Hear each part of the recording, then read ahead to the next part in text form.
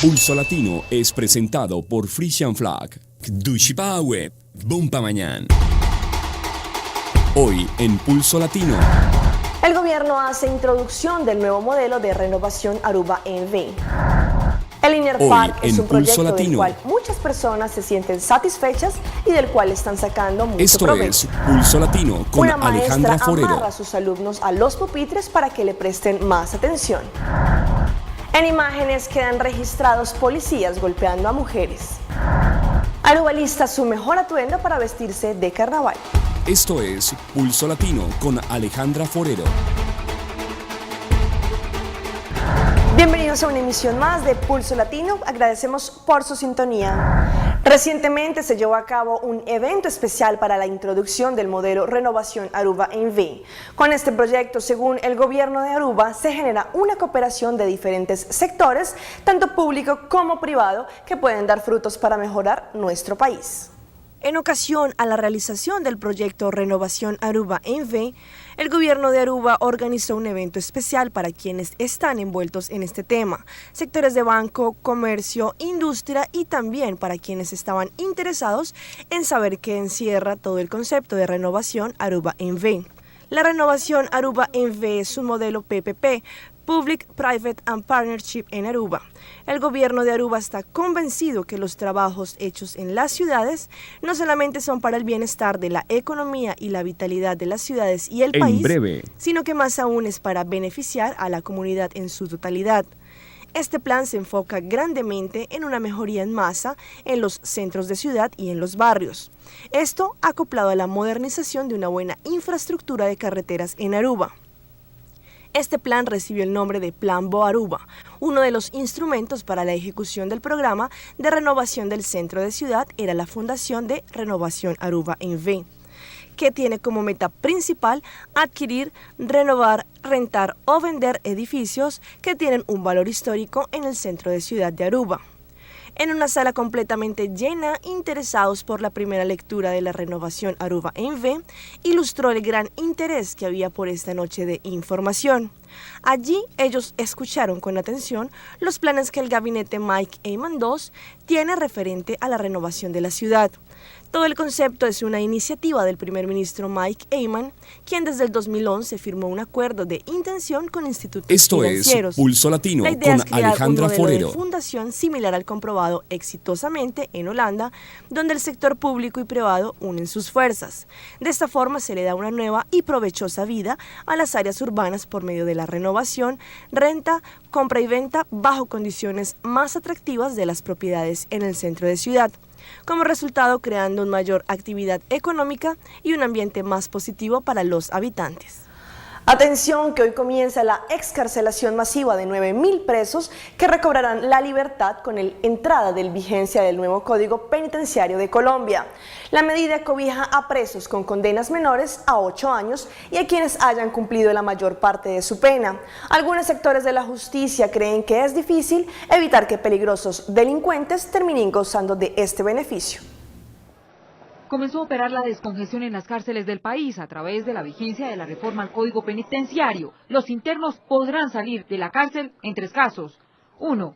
Con la detención domiciliaria para las penas de menos de 8 años y se excluyen los delitos de lesa humanidad, hurto con violencia, homicidio intencional, Pulso Latino abuso fue sexual, presentado por otros. Frisian Flag. 2. Se suspende la pena para los delitos de menos de 4 años de condena siempre y cuando no tengan antecedentes. 3. Los detenidos que cumplan las 3/5 partes de la pena recuperarán su libertad. Frente a este panorama, el IMPEC ya tiene previsto el número de personas que recuperarán su libertad. Aproximadamente entre 7.000 y 9.000 internos.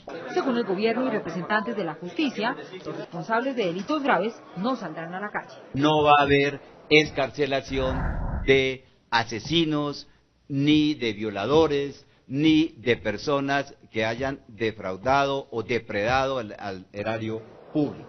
Personas indicadas de inasistencia alimentaria, de abusos de confianza, de pequeñas estafas, hurtos sin violencia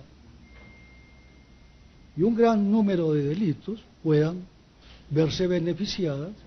Para la directora de la Corporación Excelencia de la Justicia, el reto de los jueces es no permitir la salida de delincuentes peligrosos. Que no nos vayamos a tener sorpresas de que de pronto salió dentro de estos 9.000 uno de los presos que no podía haber salido. Otros delitos que quedarán excluidos de la excarcelación son la venta de celulares robados, violencia intrafamiliar, hurto calificado, lesiones personales con ácido, tráfico de migrantes, tráfico de estupefacientes, entre otros. El cardenal de República Dominicana, Nicolás de Jesús López, calificó de improcedente la suspensión de las deportaciones ilegales de los haitianos en este país. Consideró que todo el que esté fuera de la ley debe ser enviado a su país de origen, como lo hacen en otras naciones. Indira Navarro nos tiene los detalles.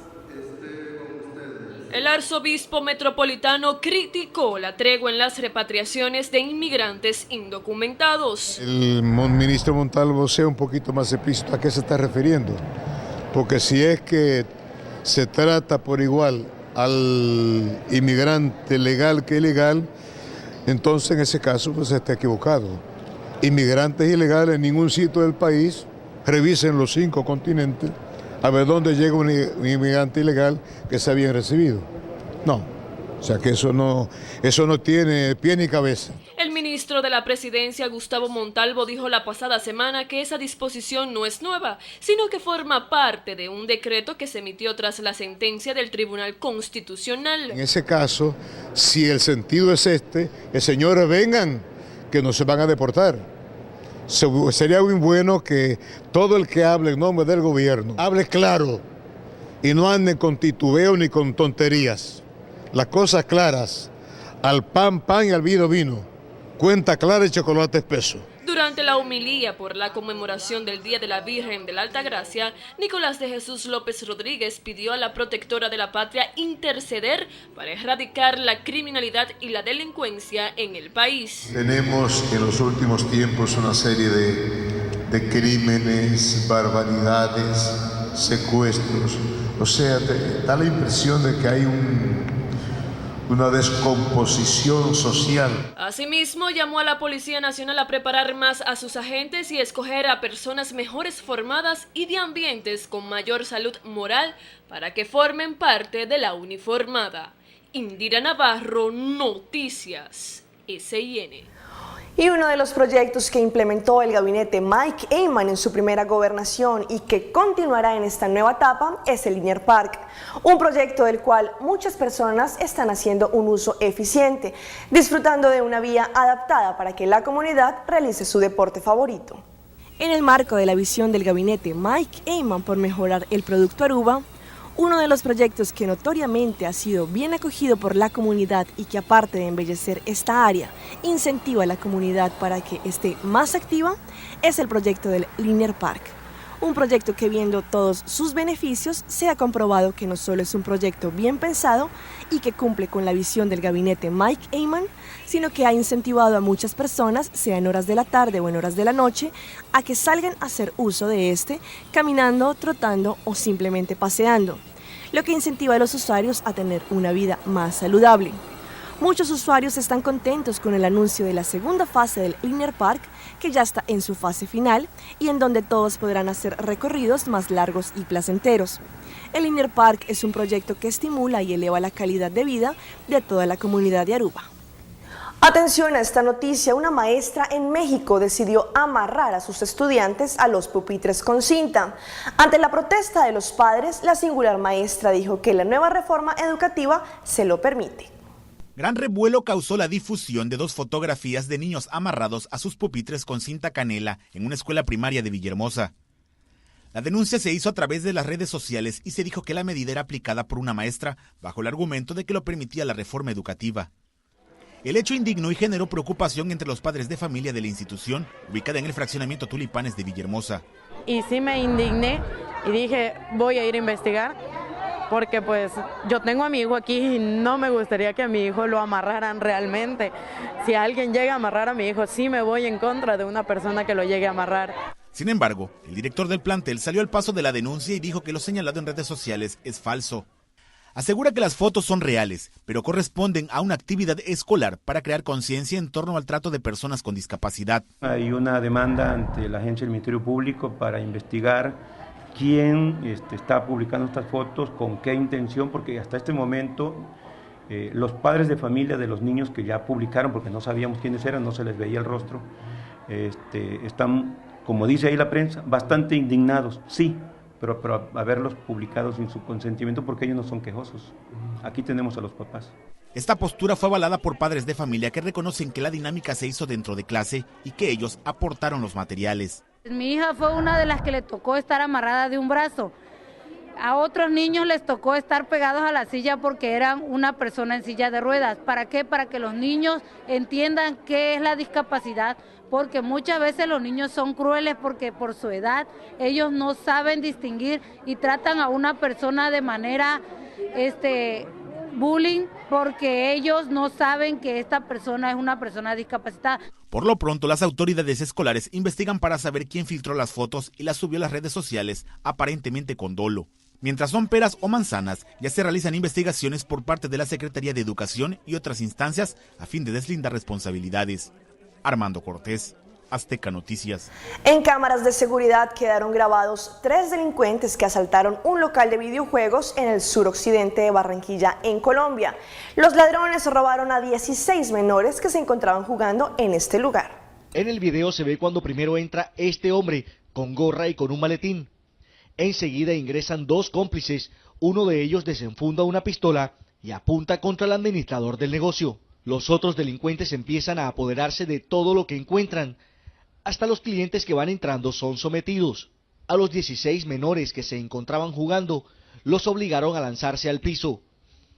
Uno de los hombres incluso le roba los tenis a uno de los niños, mientras que otro trata de pintar con un aerosol el lente de una de las cámaras, pero sin percatarse de que su cara ya había sido captada.